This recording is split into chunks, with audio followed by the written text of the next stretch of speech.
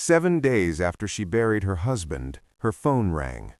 The screen said, "David." Her husband had been in the ground for 7 days. She did not answer the first time.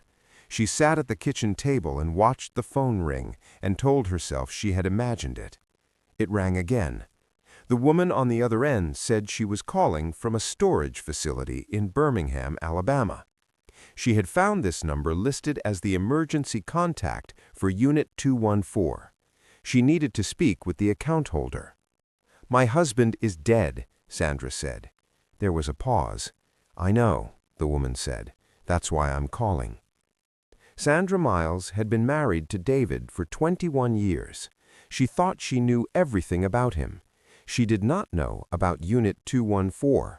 She did not know about the $214,000. She did not know about Daniel Webb.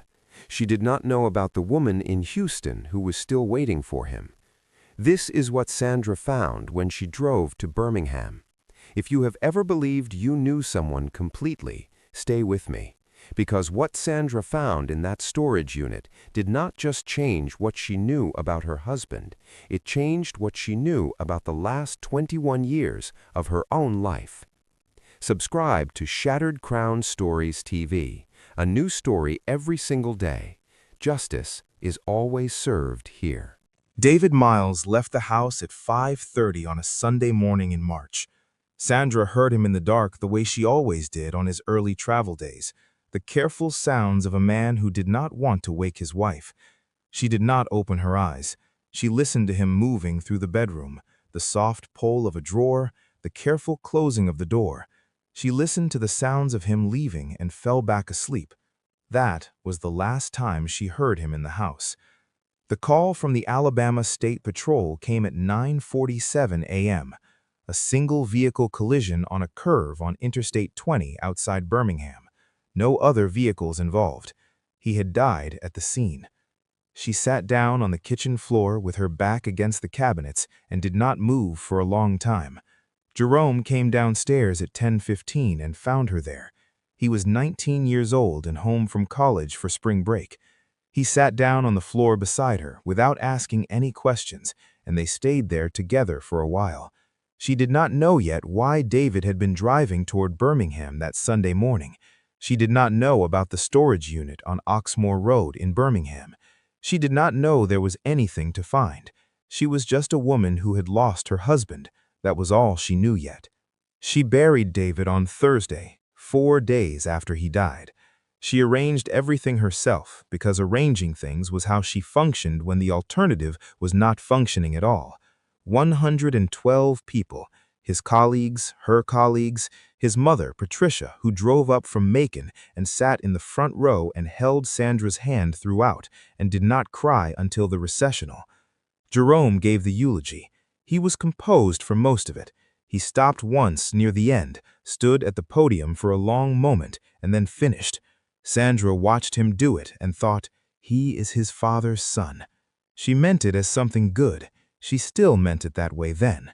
The call came on the 7th day after the funeral, a Thursday evening, 11 days after David died. Sandra was in the kitchen at 8:14, sitting at the table with a cup of tea she was not drinking, surrounded by the ordinary evidence of a household that had not yet understood it was one person smaller. David's reading glasses were still on the counter beside the coffee maker. She had not moved them. She was not ready. Her phone was face up on the table. She saw the screen light before she heard the ring. David. She did not move for a full ring cycle. Then she picked it up and answered. The woman introduced herself as Claire O'Coffer, manager of Secure Vault Storage on Oxmoor Road in Birmingham, Alabama. The account holder for Unit 214 had listed this number as his emergency contact. The account was past due and approaching lien status under Alabama law. She needed to reach the account holder or a designated representative. "My husband is dead. He died 11 days ago." There was a pause, not a long one, the kind that meant the person on the other end had already suspected something like this. "I know," Claire said. "I found the obituary online when I was trying to locate him. That's why I moved you up in the call queue. I'm sorry for your loss, Mrs. Myles, but I do need someone to come collect the contents or authorize disposal. The lien date is in 18 days. What is in it? Sandra said. The unit is sealed, Claire said. I only know what is in the intake record. One piece of furniture, multiple boxes, a filing cabinet. He brought everything in himself 18 months ago. 18 months ago. Sandra had been sitting in this kitchen 18 months ago. David had been sitting across from her at this table. I'll come, Saturday. She hung up and sat with her hands flat on the table for a long time. Then she picked up David's reading glasses from the counter and held them. She did not tell Jerome. She did not tell Patricia. She did not tell anyone. She sat in the kitchen with her dead husband's glasses in her hands, thinking about a storage unit in Birmingham she had never been told about, and about why David had been driving toward Birmingham on the morning he died. She was beginning to understand that those two things were connected. Sandra left Atlanta at 6:15 Saturday morning. She told Jerome she was visiting a colleague. She hated the lie, but she was not ready to explain what she was driving toward when she did not yet understand it herself. A vice principal learns early that you do not present a problem until you understand its shape. You gather the information first, then you speak. The drive was 1 hour and 40 minutes on I-20 West. She had made it dozens of times. She thought about a trip she and David had taken in the early years of their marriage. Jerome, small, left with Patricia, the two of them driving west with no particular plan. David had driven with one hand on the wheel and one on hers. He had known the names of every county they passed through and told her small facts about each one that she had half listened to and half loved. She thought about that version of him the whole drive. Then she pulled into the parking lot of Secure Vault Storage on Oxmoor Road, turned off the engine, and sat there for a moment.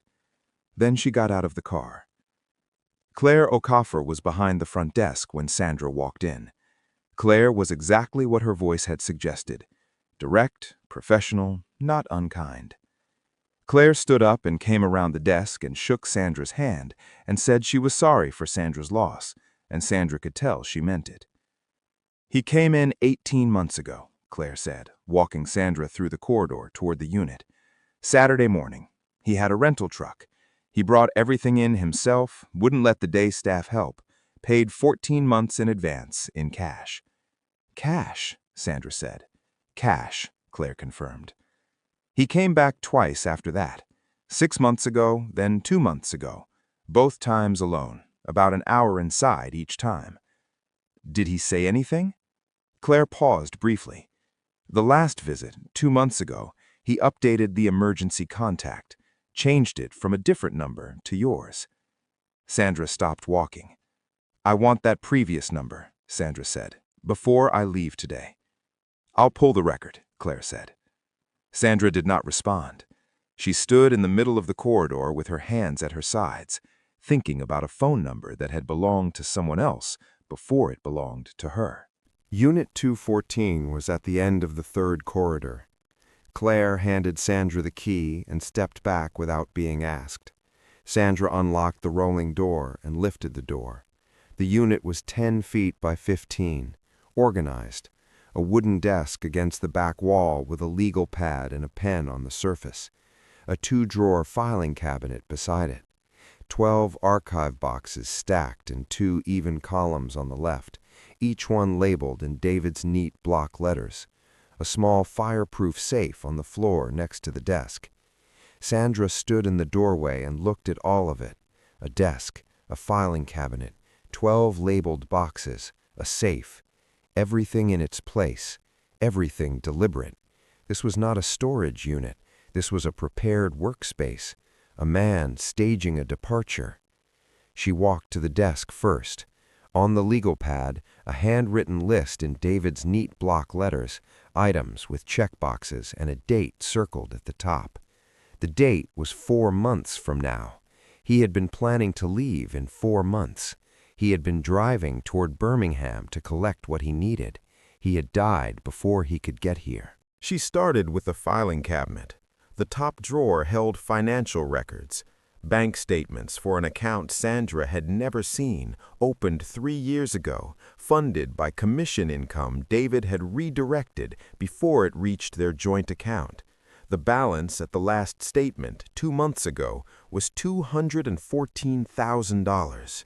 $214,000, quietly accumulated, quietly moved for 3 years. The bottom drawer held a single manila folder labeled in David's handwriting, Transition. Inside, a Georgia driver's license, David's photograph, the name, Daniel Webb, address, a Birmingham P.O. box, a United States passport, same photograph, Daniel Webb. 2 credit cards in the name Daniel Webb, both active, both showing recent transactions. A lease agreement for an apartment at 4417 Montrose Boulevard, Houston, Texas, signed by Daniel Webb. Lease start date 7 months ago. He had been paying rent on a Houston apartment for 7 months. Sandra closed the filing cabinet. She knelt beside the fireproof safe. It was not locked. Inside, a prepaid burner phone, fully charged, and a physical key on a plain metal ring. The key had a handwritten tag, 4417 Montrose, Unit 6B. He had been ready to walk out the door. He had the phone he would use to reach Renee once he arrived. He had the key to walk straight into the apartment. All he needed to do was get here first and collect it. He had died on that drive. She set the phone and the key on the desk beside the transition folder. Then she sat down and opened the first archive box. The letters were in the 9th box. 22 of them, handwritten on personal stationery in a clear and careful hand, each one signed Renee. Sandra read them in order. The earliest letter was dated 18 months ago. Renee wrote about a dinner she and Daniel had shared in Houston, about a neighborhood she had walked and thought he would like, about a project at her interior design firm. The tone was warm and specific, the tone of a woman building something real with a man she trusted completely. Renee did not know his real name. She called him Daniel throughout all 22 letters. In the 14th letter, Renee mentioned meeting Daniel's financial consultant in Houston. David had constructed professional references to support the Daniel Webb identity. In the 17th letter, Renee mentioned shopping for furniture for the 2nd bedroom. In the 20th, 4 more months and you won't have to drive back anymore. I keep thinking about that. 4 more months, the same date that was circled on the legal pad. In the final letter, written 5 days before David died, Renee wrote, "Everything is ready. I've been ready. I just need you to get here." Sandra placed the last letter face down on the desk. She sat in the storage unit in Birmingham with 22 letters from a woman named Renee surrounding her, and understood completely and without any remaining ambiguity what her husband had been planning. He was not going to die and leave her. He was going to disappear and leave her. He had been planning it at least 18 months. The accident had simply happened first, on the morning he was driving to collect the key, the phone, and the folder that would complete the exit. He had been so close. Sandra drove back to Atlanta with the transition folder on the passenger seat and the 22 letters boxed in the trunk. The burner phone and the apartment key were in her coat pocket. Before leaving Secure Vault, she had asked Claire for the previous emergency contact number. Claire had looked it up and written it on a piece of paper without asking a single question. Sandra appreciated that more than she could say. She drove the 1 hour and 40 minutes home without music. She needed the quiet. She thought about 21 years, about the reading glasses on the counter, about Jerome at the podium, composed, finishing the eulogy. She thought about a woman named Renee in Houston, in an apartment on Montrose Boulevard, waiting. Renee did not know David was dead. She was waiting for a man named Daniel who was never coming, not the way she thought. He had been going to arrive as someone else entirely, with a manufactured name and a manufactured past and a key already in his hand. Renee deserved to know the truth. Sandra was certain of that before she reached the Atlanta city limits. She sat with all of it alone for 2 weeks. She did not go to work. She did not answer most calls. She spread everything across her kitchen table: the transition folder, the letters, the lease, her own legal pad filling up with notes and questions, and the shape of what David had actually been. And she processed it the way she processed everything that required her full attention. At the end of 2 weeks, she picked up the piece of paper Claire had written the number on and dialed it. The number rang twice. Patricia Myles answered on the third ring. Sandra said, "The storage unit in Birmingham, the emergency contact before me, that was your number." A long silence. Patricia said, "Sandra, how long did you know?" Sandra said, 2 years. Patricia said, her voice was careful, measured, "He told me he was going through something, that he needed a change. I told him he was a fool. I told him he had a good wife and a good son and a good life, and that whatever he was running from was inside him and would follow him to Houston or anywhere else. I thought I had talked him out of it. He told me he had stopped. He told me he had closed the unit. He lied to me too, Sandra. He lied to everyone." "You didn't tell me," Sandra said. "He was my son," Patricia said. "I was wrong. I should have told you the moment he told me. I thought I had fixed it. I did not fix it." "I'm not calling to punish you," Sandra said. "I'm calling because I need to know everything he told you. Everything, right now." Patricia told her everything. It took 2 hours. Sandra found Renee Samuels in 4 hours. The Houston lease had the property management company name. A search of Houston interior design firms for a designer named Renee took 11 minutes. Renee Samuels had a website, a portfolio, and a contact number. Sandra did not use the contact form. She called the firm's main line and asked to be put through directly. She had decided, during the 2 weeks she spent with the contents of Unit 214, exactly how she was going to do this. Not a letter, not a message, on the phone, in real time, voice to voice, because Renee had been waiting for over 3 weeks without knowing why her life had gone quiet, and she deserved the truth from a person, not a page. "This is Renee," the woman said. Her voice was warm and professional, the voice of a woman who had no idea who was calling. "My name is Sandra Myles," Sandra said. "I'm calling about a man you know as Daniel Webb." The silence on the other end was immediate and complete. "He's dead," Sandra said. "He died a little over a month ago, a car accident on Interstate 20 outside Birmingham. His real name was David Myles. He was my husband. We were married for 21 years.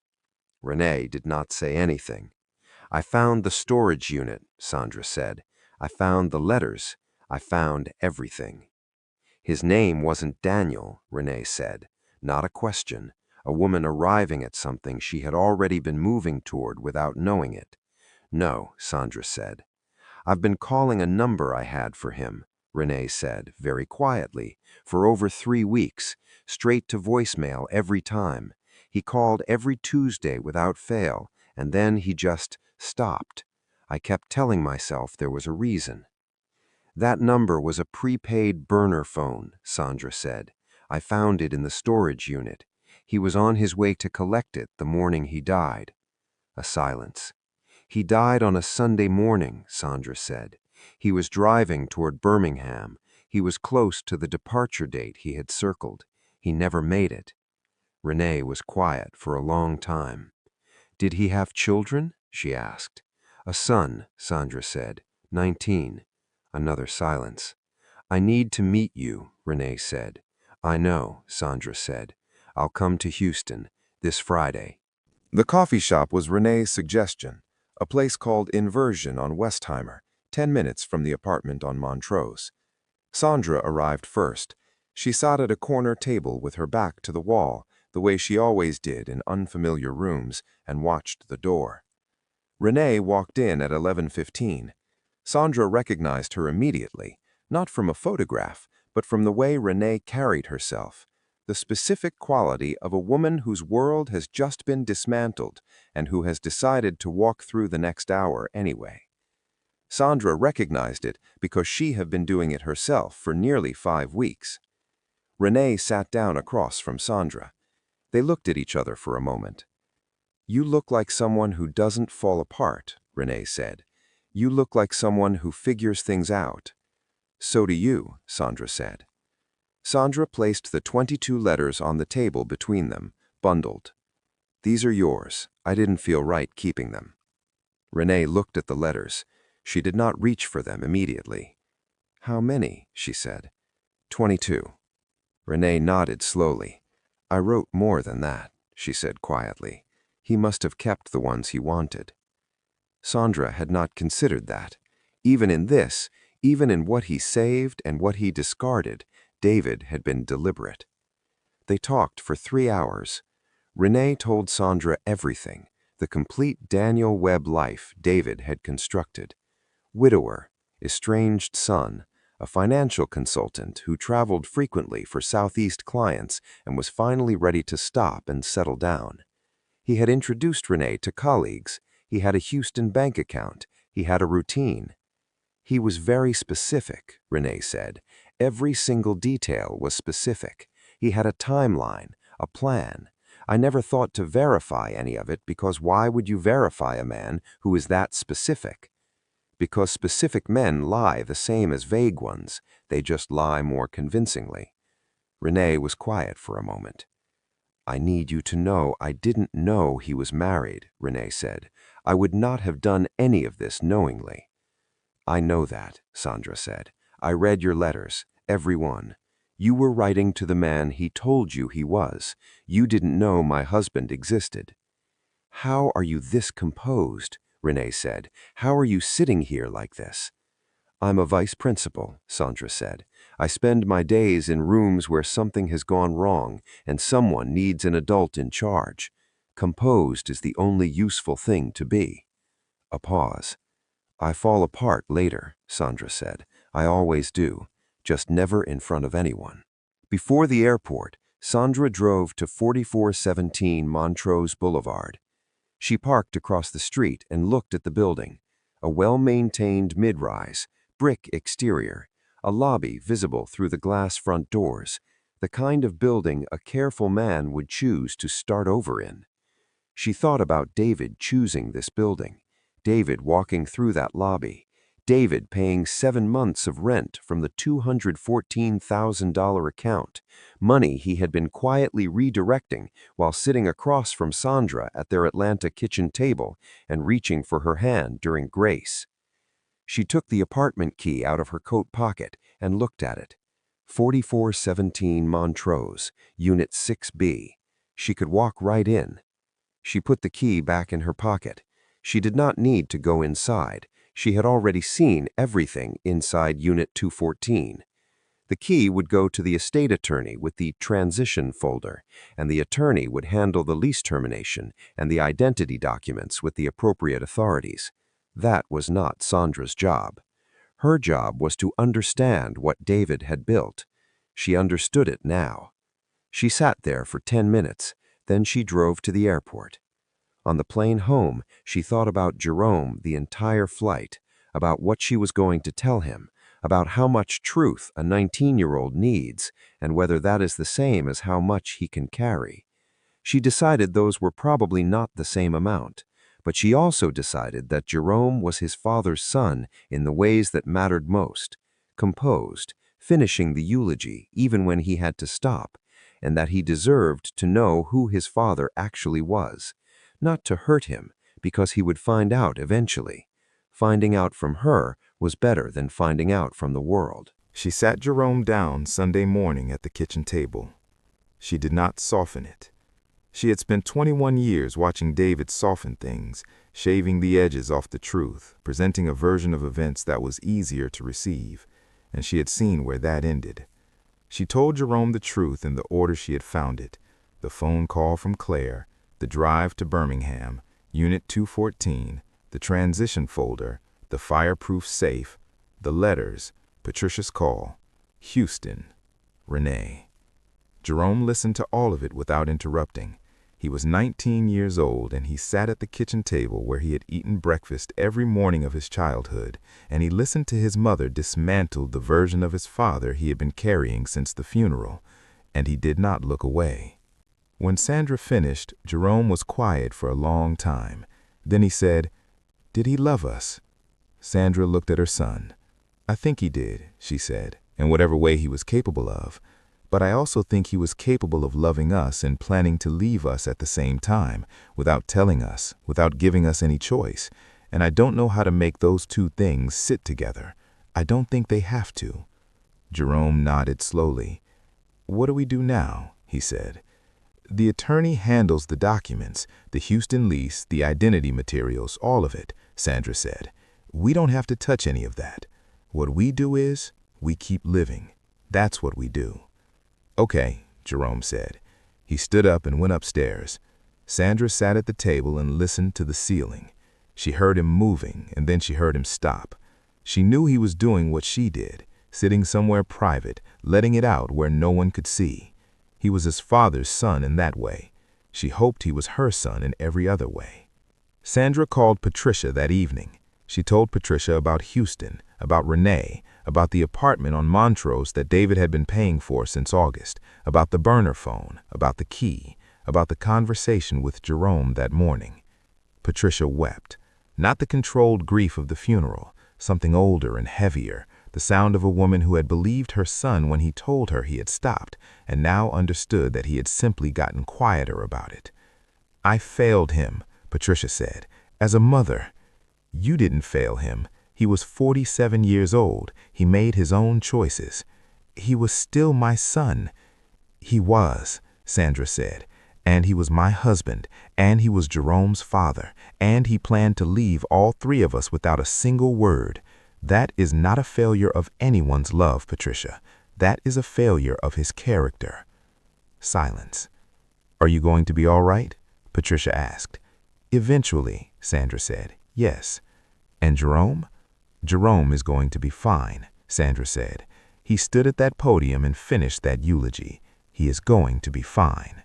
The estate attorney handled the $214,000. Under Georgia law, assets accumulated during a marriage, regardless of how they were concealed, remained part of the marital estate. The hidden account was not a gift. It was not a separate legal instrument. It was money David had been saving to leave, and it became money that stayed. Sandra did not think about what David had intended it for. She thought about Jerome's tuition. She thought about the mortgage. She thought about the next 3 years and what they needed to look like. The transition folder, the fraudulent driver's license, the passport, the burner phone, all of it went to the estate attorney, who handled the coordination with federal authorities. That was not Sandra's burden to carry. She had found it, she had understood it, she had handed it off. That was enough. The Houston lease was terminated with a certified letter. The key was returned to the property management company through the attorney's office. Sandra never spoke to anyone in Houston directly. She did not need to. Jerome went back to college in April. He called every Sunday. The calls were short at first, and then gradually longer. He was working something out. She could hear it in his voice, the slow reassembly of a person after a significant blow. She recognized it because she was doing the same thing. She went back to work in late April. Her school needed her, and needing to be needed was its own form of recovery. One morning in May, she moved David's reading glasses from the counter. She put them in the drawer beside the utility shelf, the drawer with the takeout menus and the extra batteries, the small things without another place. She was not ready to throw them away. She was not ready to keep looking at them. The drawer was the right answer for now. She called Claire Okafor in June, not because she needed anything, because Claire had done something genuinely decent in an indecent situation, and Sandra had not properly said so. "I wanted to thank you," Sandra said. "The way you handled everything. You gave me space. You gave me time. You gave me the information I needed without making me feel worse than I already did. That mattered." "That's just the job," Claire said. Her voice was warm. "It is not just the job," Sandra said. "I have been doing a version of that job for 20 years, being the adult in charge when something has gone wrong.